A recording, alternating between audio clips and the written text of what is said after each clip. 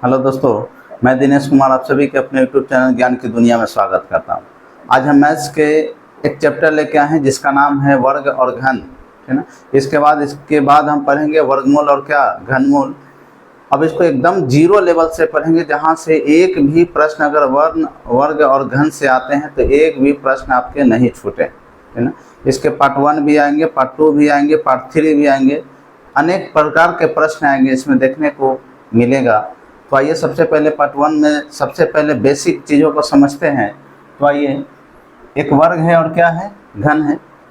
वर्ग का स्क्वायर, अघन को क्या, क्यू। स्क्वायर का मतलब ही होता है, याद रखिएगा, यहाँ साफ साफ लिखा गया है कि स्क्वायर का मतलब ही होता है मिनिमम 2 डिजिट।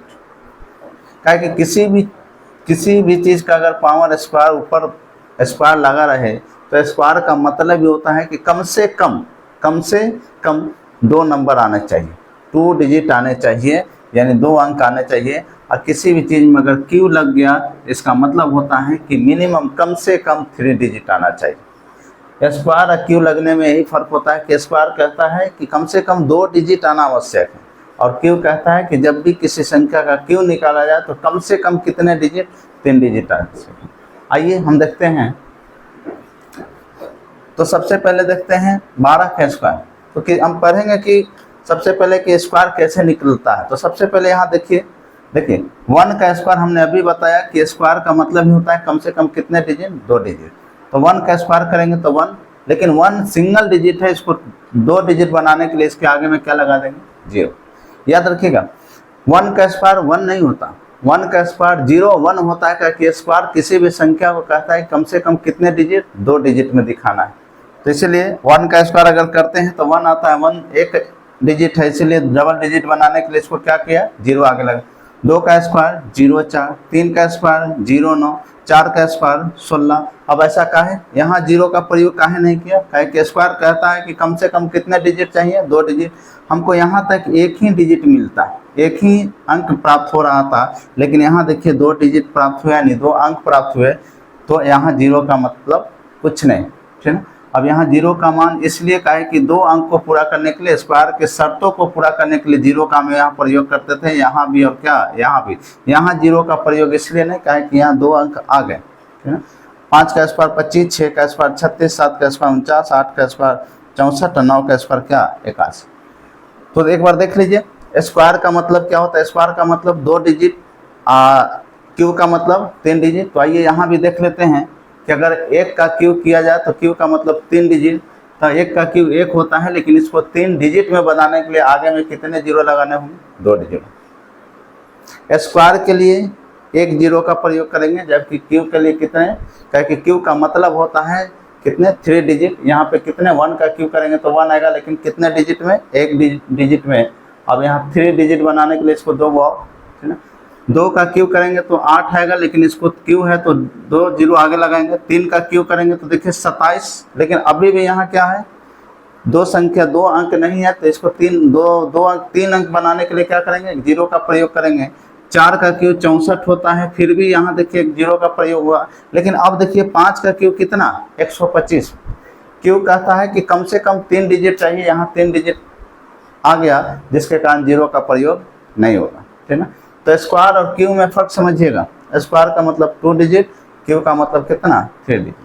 अब आइए एक बार देखते हैं कि किसी भी संख्या का क्यू कैसे निकलता है, किसी भी संख्या का स्क्वायर कैसे निकलता है। तो सबसे पहले स्क्वायर पढ़ेंगे, उसके बाद क्यू की तरफ चलेंगे। तो किसी भी संख्या का अगर स्क्वायर निकलना हो तो सबसे पहले उस संख्या को 2 भागों में विभाजित करते हैं, और इकाई अंक में एक संख्या होना चाहिए। इकाई अंक में कितने, एक संख्या। जैसे 12 है तो 12 को विभाजित कर देंगे तो एक संख्या इधर हो जाएगा। इधर जितना मन उतना संख्या हो सकता है। जैसे 102 रहता, 102 का स्क्वायर होता तो हमेशा इकाई अंक में एक डिजिट ही रहेगा, दहाई अंक में 2 हो 3 हो कोई फर्क नहीं पड़ता। अब यहाँ देखिए 12 है तो 12 का अगर स्क्वायर करेंगे तो सबसे पहले इसको 2 भागों में विभाजित कर देते हैं। यहाँ क्या है, 2 का स्क्वायर करेंगे तो 2 का स्क्वायर क्या, 0 4, 4 नहीं 0 4।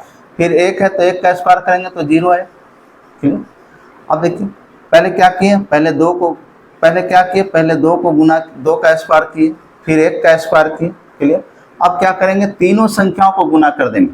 तो 1 में 2 से गुना करेंगे तो 2, और 2 में 4, 2 से गुना करेंगे तो कितना 4। देखिए क्या करेंगे, पहले 1 है, फिर गुने 2 है, फिर गुने 2, 1 गुने 2 गुने क्या 2। अब एक अंक को छोड़कर तो 2 दूना 4, 4 में 1 गुना हुआ तो 4, यानी 144। फिर से समझिएगा, किसी भी संख्या का स्क्वायर निकालना हो तो सबसे पहले उस संख्या को 2 भागों में बांट देंगे। अब 2 भागों में बांट दे तो इधर इकाई में देखेगा कि 2 है तो 2 का स्क्वायर कितना 0,4, फिर इसका स्क्वायर करेंगे तो 1 का स्क्वायर कितना 0,1, और फिर एक बार तीनों संख्या को गुना करके एक डिजिट छोड़ के लिख देंगे। तो 2 एकम 2 और 2 दूना कितना 4, ये गुना करके यहाँ पे 4 आ गया है। अब देख लीजिए एक डिजिट छोड़ के 144, यानी 12 का स्क्वायर कितना हो जाएगा 144। यहाँ देखिए 68 है, ये तो छोटा संख्या था, अब इससे बड़ा संख्या, कितना भी बड़ा संख्या ले सकते हैं आप, ठीक ना। अब 68 की बात जब करें तो सबसे पहले क्या करेंगे 8 का स्क्वायर, 8 का स्क्वायर कितना 64, फिर किसका स्क्वायर 6 का स्क्वायर, तो 6 का स्क्वायर कितना होता है 36। क्लियर है, पहले 8 का स्क्वायर फिर किसका 6 का स्क्वायर, तो 8 का स्क्वायर 36, सॉरी 8 का स्क्वायर 64 और 6 का स्क्वायर कितना 36। फिर क्या करेंगे, अब एक अंक छोड़कर क्या करते हैं तीनों संख्या को गुना कर देते हैं। तो 8 गुना कितना 16, 16 छः कितना होता है 96 होता है, तो एक संख्या जोड़ते हैं। अब इसको 4, 6 6 कितना 12, 9 6 15 कितना 16।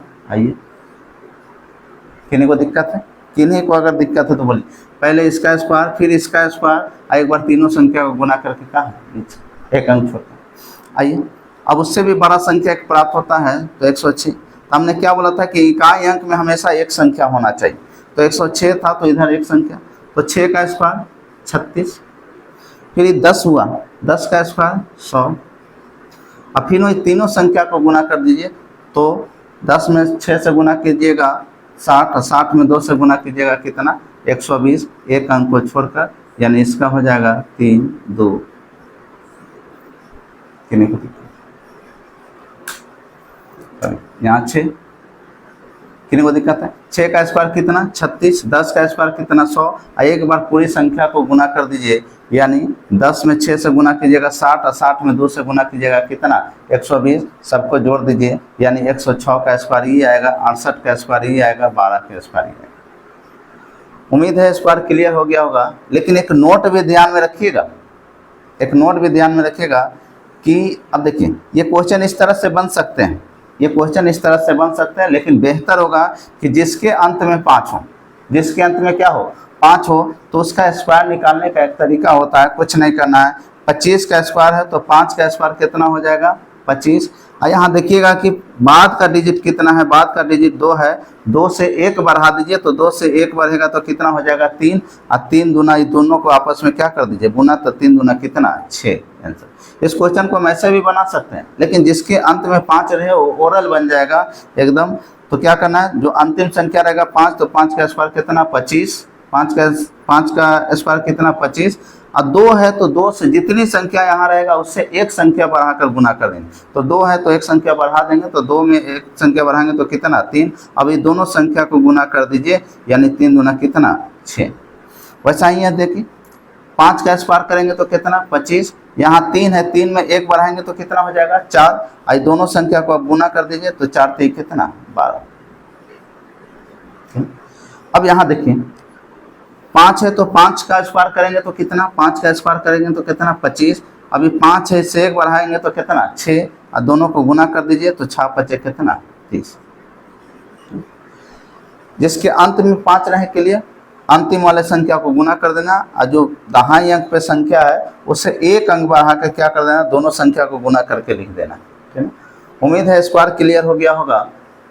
अब आते हैं क्यू के तरफ कि क्यू, किसी भी संख्या का क्यू कैसे निकाला जाए। तो ध्यान से देखिएगा, यहाँ स्क्वायर था तो स्क्वायर करते थे, यहाँ क्यू है तो क्यू करेंगे, बस थोड़ा सा फर्क होता है। अब देखिए इसको भी 2 भागों में बांट दें, 2 भागों में बांट देते हैं।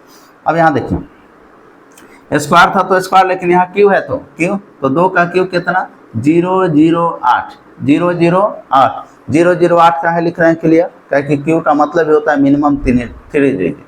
1 का क्यू कितना हो जाएगा 0 क्या 1। ठीक, अब क्या करेंगे, तीनों संख्या को एक बार गुना करते हैं, जो यहाँ करते थे तीनों संख्या को एक बार गुना करते हैं, तीनों संख्या को यहाँ भी गुना करेंगे, तो 2 एकम 2 और 2 तिहाई कितना 6, ये तीन संख्याओं का गुना हो गया। लेकिन एक बार बस क्यू स्क्वायर में बस यही फर्क होता है कि तीनों संख्या के गुना करने के बाद जिस संख्या का क्यू निकालते हैं उसको भी गुना किया जाता है। यानी तीनों संख्या को गुना कर दिए, जैसे 1 गुने 2 गुने 3 कर दिए, लेकिन इसके बाद याद रखिएगा उस संख्या को भी गुना करते हैं जिसका घन निकाला जाता है, यानी 12 को भी गुना करते हैं। तीनों को यहाँ स्क्वायर में क्या करते थे, सिर्फ तीनों को गुना करते थे, लेकिन क्यू में यही फर्क होता है कि तीनों को गुना करेंगे ही करेंगे, बाद में क्या होगा, ये जो जिसका क्यू हम निकाल रहे हैं उसको भी गुना करेंगे। यानी 12 3 गुना कितना 6 और 8 6 कितना 72, यानी एक अंक छोड़कर ये कर देंगे, यानी 17 28। फिर आगे देखते हैं इस वीडियो को, इस क्वेश्चन को। तो देखिए इसको भी कर दे तो 3 का क्यू कितना हो जाएगा 0 27, 3 का क्यू 27 नहीं 0, 3 का क्यू कितना 0 27, 1 का क्यू कितना हो जाएगा 0 0 1 0 0 1। एक बार तीनों को गुना कर दें, यानी 1 गुने 3 गुने क्या 3, और घन है तो क्या करेंगे, एक बार उस संख्या को भी गुना करेंगे जिससे जिसका घन निकालना, तो घन किसका निकालना 13, तो 3 तिहाई कितना 9 और 13 9 कितना 117, यानी 7 9।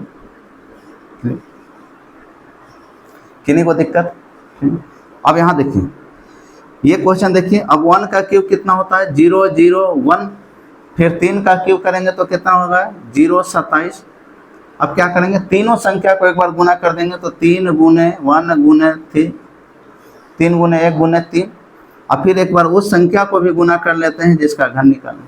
किन को दिक्कत। अब एक संख्या को छोड़ के रख देंगे, तो 3 तिहाई कितना 9, तो इसको गुना करेंगे तो 9 एकम 9 और 9 तिहाई कितना 27, यानी 1 9 7 9 2। किन को दिक्कत। क्या करना है क्लियर। स्क्वायर और क्यू में ही फर्क होता है। स्क्वायर होता था कि स्क्वायर निकाल देते थे, इसका स्क्वायर, और एक बार तीनों को गुना करके लिख देते थे। लेकिन क्यू में भी वही है, बस थोड़ा सा कि 2 का क्यू 1 का क्यू और तीनों को गुना किया, प्लस में उसको भी गुना करना है जिसका घन निकल रहा है। अब ये क्वेश्चन आप बना के कमेंट्स कीजिएगा कि इसका आंसर क्या होगा।